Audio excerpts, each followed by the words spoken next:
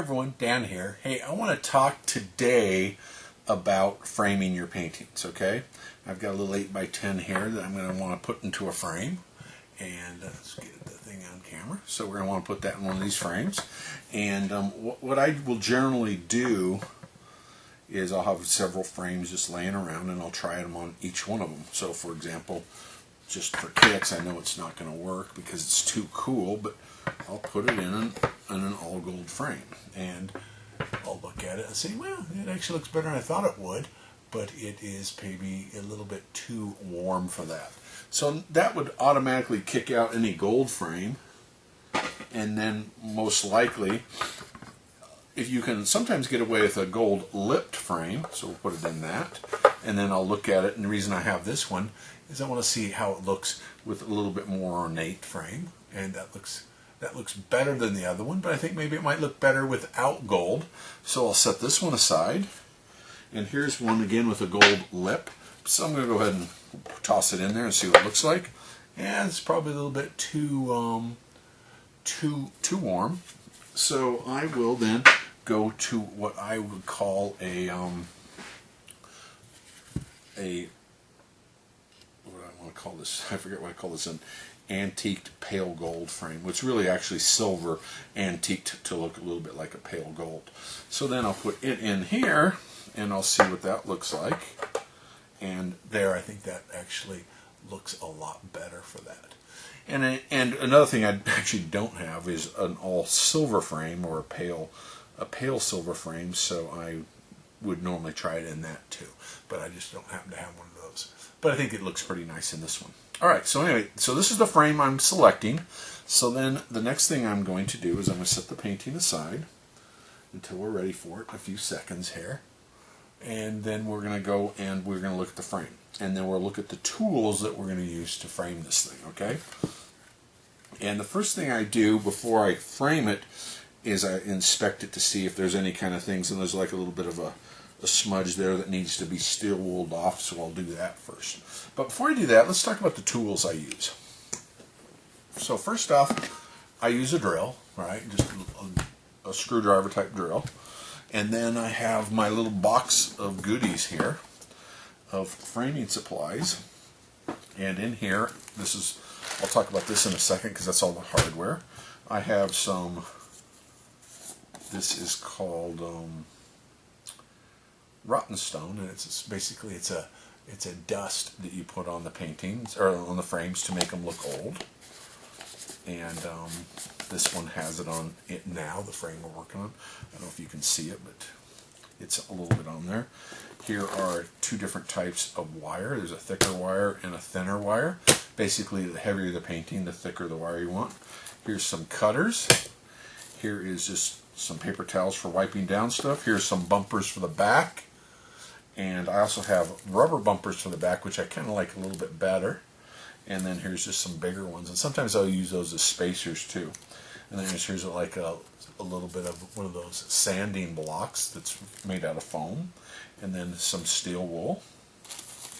What else is in here? Another pair of cutters, Sharpie, because sometimes with black frames you'll get places where they get scratched or they get rubbed down too far and too much of the black's taken off, so I go over them with a Sharpie. What else? Just some more backup stuff, some backup clips and things like that is what's in here. And that's pretty much it for exciting stuff. So I'm going to set this bin down, and then we'll just use whatever we need. So that's going down on the ground. So remember I told you that there were some places where the frame, what it has is actually a little piece of glue residue from a piece of tape. So I'm just really lightly going over that to get rid of that, and making sure it all looks good everywhere. And that's what I just do, is I just rub it down, and then once I feel like it's there, which literally takes that amount of time is all, and I wipe it down to get the dust off of it. And at the same time, you're kind of trying to get the dust, the rotten stone dust, into the cracks and the nooks, so that it makes it look old. Okay, because obviously this frame is just newly built, but we don't have to look old. So anyway, there we go. it's ready to go. The frame's ready to go. So then the next step is you just grab the painting. Okay? So we flip it up, and I've got a piece of fabric on this card table that I'm doing it. You can tell it's a card table because it's super wobbly. But there you go. I turn it upside down. I grab the painting, and I look at the painting because a lot of times when you look at a painting, and sometimes you've painted something a little bit crooked or something, this is a great opportunity to take a painting and you can kind of put it in the frame a little crooked if you want and make up for a crooked vase. Hopefully that you don't have that, and this one does not, so I'm putting it straight in there. Okay? And then from there, we're going to start getting into some of the other things, some of the other elements, which are like the clips. So I'm going to set this down. Now these are just little wire cutters. Are actually bought at the dollar store for $1.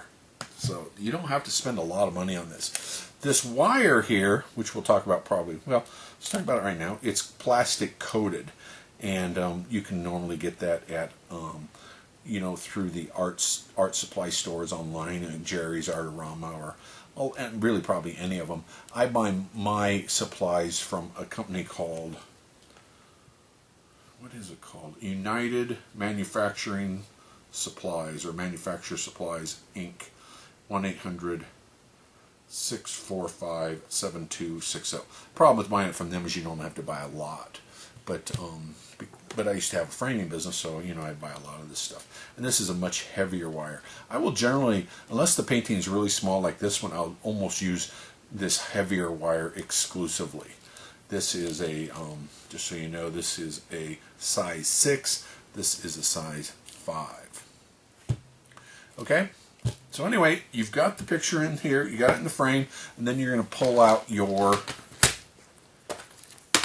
all your clips and everything like that. So there's a few different things here. We have offset clips, all sorts of different sizes. Small ones, big ones. Hopefully those are going to show up on camera.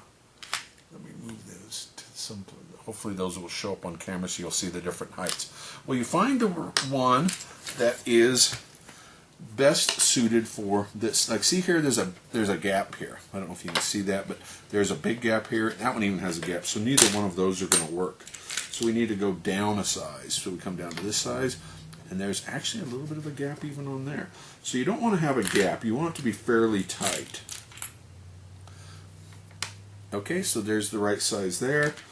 Some people go crazy and they put these clips on all 4 corners. I find if you put 2 on, that's enough. 2 or 3, and so that's what we're going to do. And then I just grab a couple little screws, and I, of course, screw them in. And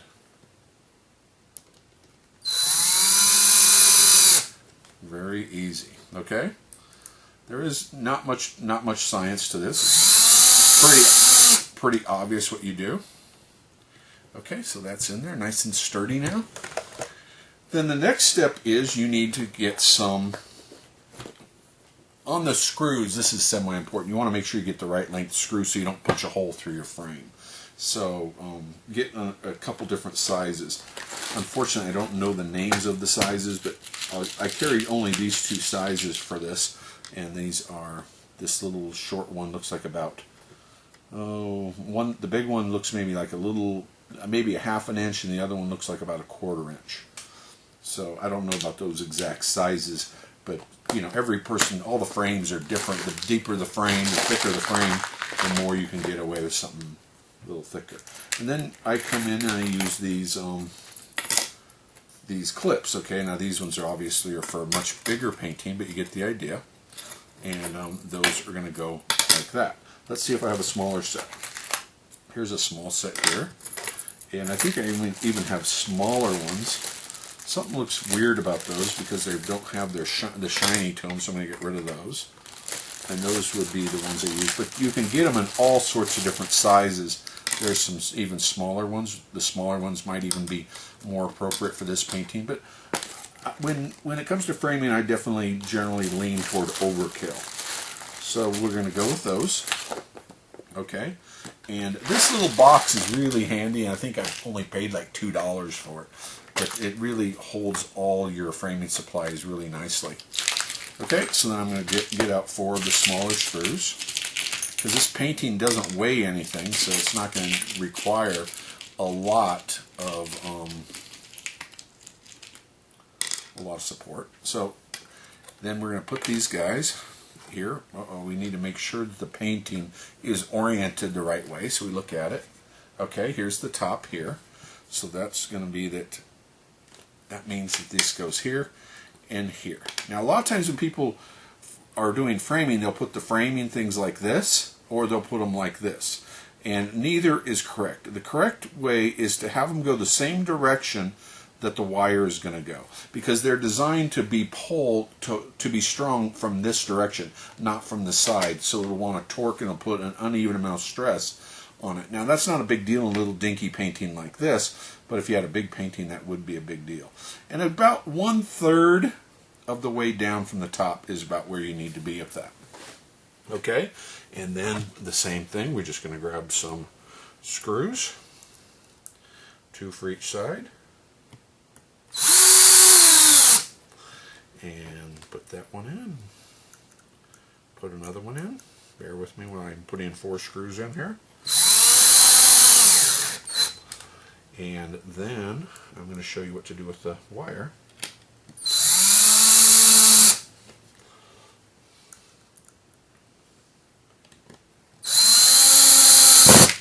Okay, so we're good. Now what you do is you're going to grab the wire. I'm going to go ahead and grab the thicker wire because it probably will show up easier on camera.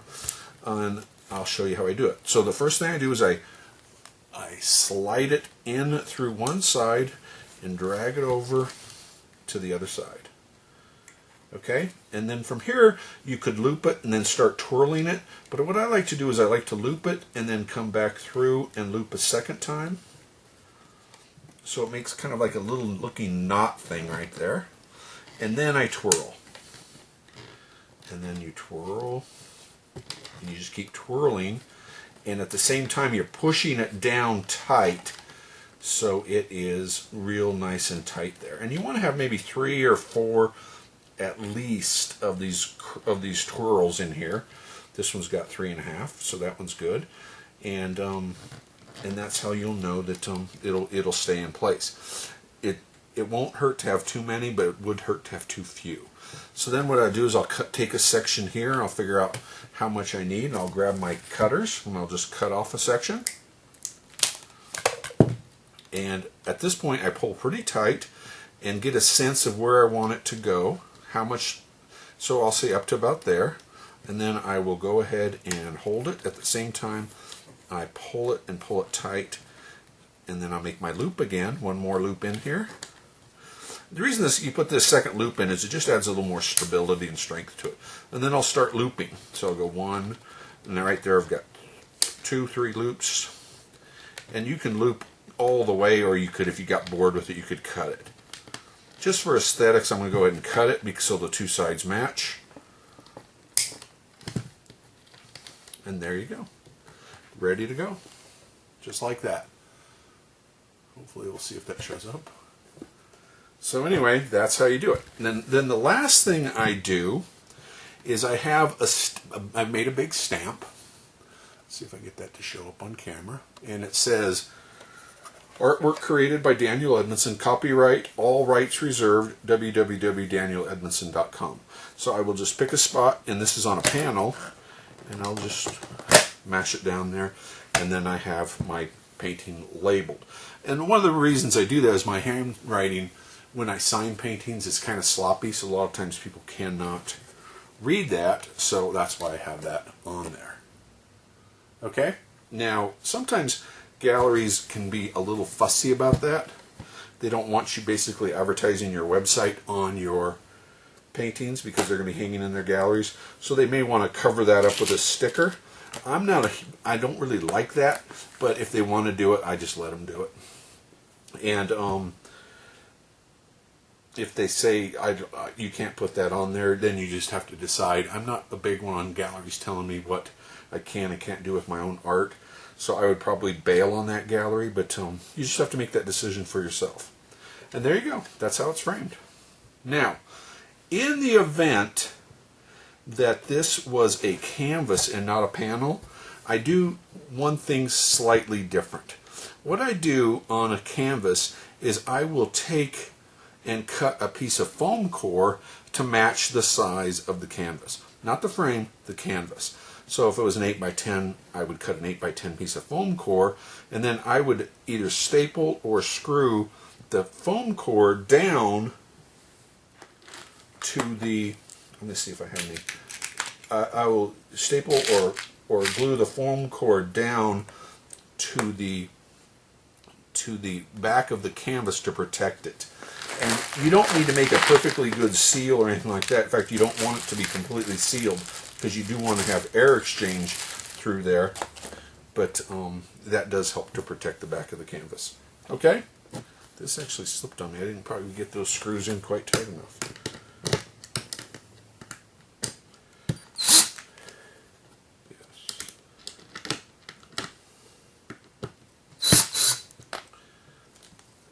There, that's better. Okay. Anyway, that's how I do it. I hope that makes sense. If you have any other questions, let me know. And that's how we do it. Oh, one more thing. What I like to do on the back then is I like to put these bumpers. Normally I put them on the back of the canvas because that's the part which will generally hit the wall. And these rubber bumpers that you can buy will keep it from scooting around or moving too much. And if the frame was bigger, which oftentimes they are, I would put these bumpers at the bottom corners of the frame, and that way it helps to keep the painting from moving on the walls. Okay? I think that's everything. Have a fantastic day.